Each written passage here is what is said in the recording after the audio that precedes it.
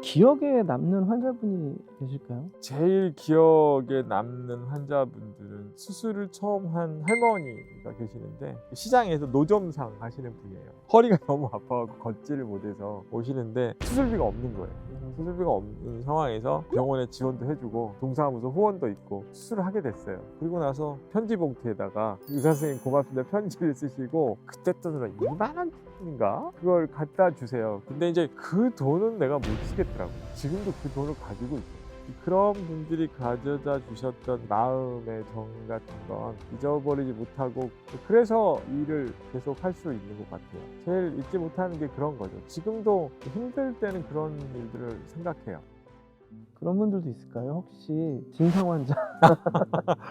힘든 환자분들은 계시는데 제가 머리 수술하는 환자도 봐보고 해보기도 했지만 머리 수술은 권위적으로 세게 얘기할 수도 있어요. 그런데 척추 수술은 죽고 사는 문제가 아니고 불편함의 문제라 환자들의 아픔이나 힘든 점을 공감해야 돼요. 저한테 와서 막 말도 안 되는 얘기도 하시고 억지도 부르시고 그런 거 있지만 한편으로 돌이켜보면 불안하니까 나한테 더 그런다고 생각을 해요. 그리고 그런 것들은 이제 힘들다, 진상이다 뭐 이런 내용으로만 밀어붙이면 환자가 정말 나한테 하려고 하는 것을 못 잡아내요. 그냥 그건 그러려니 그래야 제가 저분들의 얘기도 들어줄 수 있고 우리한테 마음을 열어주고 또 좋은 치료가 이루어지고 조금이라도 도움을 줄 수 있어요.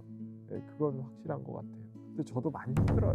그런 분 만나면 솔직히 이 환자분들께 어려운 말씀, 그러니까 안 좋은 얘기를 들어야 될 상황이 있잖아요. 네네. 그런 얘기를 말씀하시기 전에 마음은 어떠세요? 그런 건 그냥 질질 시간을 끌진 않아요. 정확한 팩트를 빨리 전달하려고 해요. 다만 항상 환자는 희망의 끈을 놓지 않으려고 해요. 이런 상황에서도 절대 희망을 잃지 말고 끝까지 붙잡고 갈 수 있는 동아줄을 주면서 얘기해 줘야 된다는 거. 어떤 상황이라도 가능성에 대한 도전을 하고 환자분과 내가 어떤 일을 해야 된다는 걸 같이 고민해 보자 하는 식으로 얘기를 하죠. 그렇게 되면 같이 손잡고 앞으로 가져요. 그런 것들이 굉장히 중요할 것 같아요. 봉사활동이나 사회공헌활동이나 이제 이런 것들도 많이 하고 계신다고 들었는데 네. 그걸 하시게 된 계기라든가 제가 존경하는 스승께서 하시는 말씀이 도서 벽지나 이런 데 가서 환자 좀 보고 싶어. 왜 그러세요? 그러니까 의사가 나를 위해서 좀 살았다면 남을 위해서 사는 것도 필요치 않아? 하는 거죠. 시골 도서나 벽지에 가보면 의사도 없고 아파도 갈 사람이 없거든요. 근데 그 아픔이나 내용들을 자기가 가지고 있는 능력을 갖고 좀 덜어줄 수 있고 또 자기가 안 되면 큰 병원에 있는 사람들한테 보내줄 수 있는 거 이거 굉장히 큰 거거든요. 건강관계나 이런 내용을 가봐도 어르신들이 어디 아프시면 나 이거 아픈데 무슨 과를 가야 되냐 이런 걸 물어보세요. 그런 아주 작은 것들을 해결해 드리고 접근하는 방식을 여러만 드려도 굉장히 크고 좋은 일이라고 저는 생각을 해요. 그걸 베푼다 그런 게 아니라 병환이나 질환을 아는 분들이 저한테 할 수 있는 기회를 주셔서 숙련된 의사가 돼가는 거거든요. 그런 걸 받은 만큼 필요한 분들한테 해드리는 게 맞다고 저는 생각해요. 병원을 알리고 뭐 이런 거보다 거기에 뜻이 있는 사람들끼리 진심으로 남을 조금 도와주고 그분들이 즐겁고 행복할 수 있다면 그게 굉장히 기쁘고 좋은 일 아닐까요? 그래야 또 나중에 행운도 오겠죠.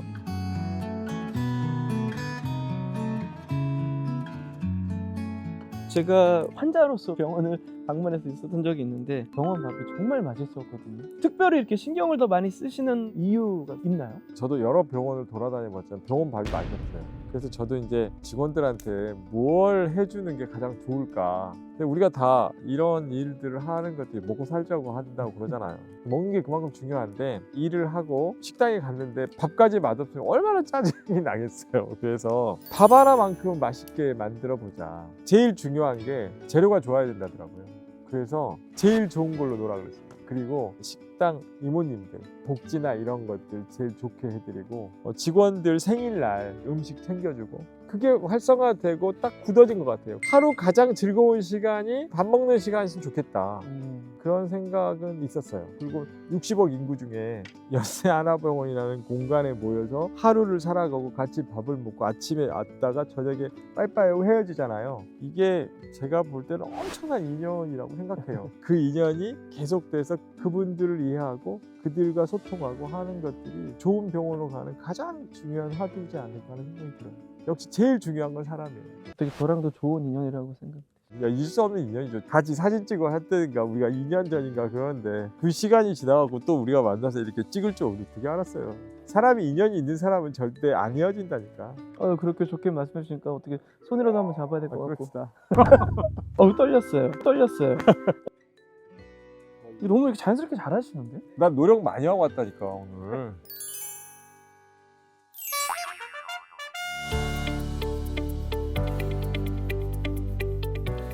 저희 병원이 그냥 편하게 오실 수 있는 친절한 병원, 믿을 수 있는 병원, 봉사하는 병원, 이런 병원이 됐으면 좋겠고, 그 중에서도 가장 중요한 거 하나만 골라라 하면 어떤 환자분한테도 친절할 수 있는 병원, 이게 제 목표라면 큰 목표죠.